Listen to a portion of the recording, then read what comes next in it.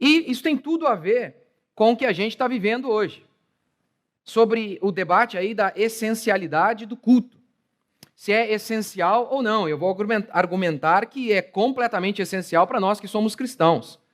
Isso, nós somos intolerantes e não há negócio, não deve haver negócio diante de nenhum perigo, nem de doença, nem de multa, nem de morte, nem de prisão. O que é mandamento de Deus devemos seguir, custe o que custar. E eu vou tentar argumentar sobre isso, ainda vou estar amparado na história, na nossa história protestante, inspirado em grandes homens de Deus, é que eu estou aqui hoje.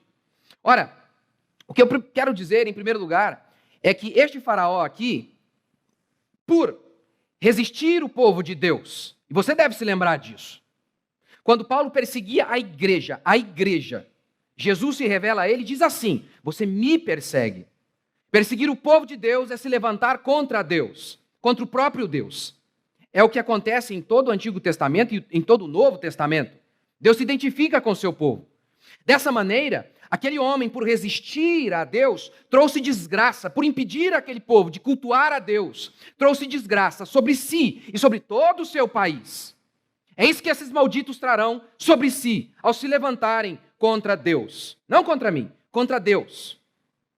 Faraó, se vocês têm me acompanhado aqui ao longo dos últimos domingos, você deve se lembrar que o texto bíblico declara em Êxodo que Faraó agiu astutamente. Ele viu que o povo de Israel estava crescendo, então ele começou a agir de maneira sorrateira, dando muito trabalho, enfim, se utilizando de algumas estratégias, onde a estratégia que estava sendo exposta era uma, o discurso era um, mas por trás havia motivos escusos, que era de manutenção do seu poder.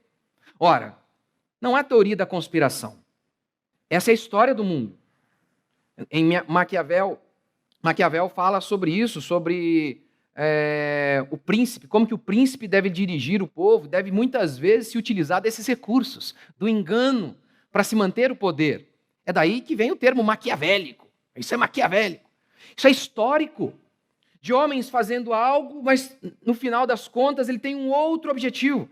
Assim, pode ser, por exemplo, que esses governos e o STF... Você já viu o Fachin, o que soltou o Lula? Você já viu o vídeo dele? Onde ele confessa? Eu pichei muro, mas tem outros crimes que eu não posso revelar aqui. Nunca viu esse vídeo dele? Em que ele fala, a gente tinha o objetivo de instalar o comunismo e tal. Não tem teoria da conspiração, gente. Não tem, não.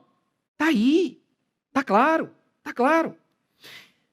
Será que a ideia de governo desses governantes estarem paralisando o culto, travando a economia, tem algum motivo obscuro? Pode ser, eu não tenho certeza, mas claro que pode ser. Um motivo pode ser quebrar a economia e então aparecer como solução. É tipo aquela ideia do cara que está na reserva e torce por o atacante se quebrar todo para ele entrar. É claro que eu joguei bola, eu ficava lá torcendo, cara, sai, não joga bem. Ele fez um gol, infeliz. Filisteu, maldito. Pode ser também, esses governos esquerdistas, isso não há teoria da conspiração, comunismo, o esquerdismo que surge do comunismo, não há teoria da conspiração, está aí para todo mundo ler, basta você fazer uma pesquisa rápida. Eles são declaradamente contrários à fé. Eles acreditam que não é possível se estabelecer o regime socialista, esquerdista, com a religião cristã forte, influenciando as massas. Pode ser que a ideia de parar cultos é para diminuir o fervor das pessoas, levando-as a se acostumar a não ir ao culto, ainda mais em uma época de desigrejados que dizem que não é necessário você frequentar um lugar de culto, Deus está em todos os lugares. E assim, com essas atitudes, enfraquecer a religião. Por quê? Sabe o que pastores já têm notado? Muitas pessoas que até frequentavam a igreja não voltaram há 1 ano. Faz 1 ano que começou a pandemia. Não voltaram. E provavelmente não voltarão.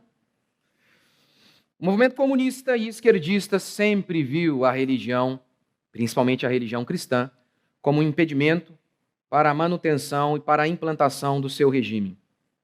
Ora, isso é histórico, isso é escatológico. Paulo, ao descrever o que seria o anticristo, ele o define assim: o qual se opõe e se levanta contra tudo que se chama Deus ou é objeto de culto. A ponto, e por aí vai. Qual é uma característica do anticristo? Se levantar contra tudo aquilo que é objeto de culto. E lembre-se do que João disse. Lembre que ele disse o seguinte: há um anticristo, que é uma pessoa em específico, mas lembra que João disse, muitos anticristos têm surgido por aí. Por exemplo, os reformadores viam no Papa um anticristo. O povo de Deus viu também no comunismo uma espécie de anticristo. Há vários anticristos surgindo por aí. Todos aqueles que se levantam e se opõem contra tudo aquilo que é objeto de culto é a exata encarnação do capeta. Pode ser pastor, como muitos deles dizem, não é necessário.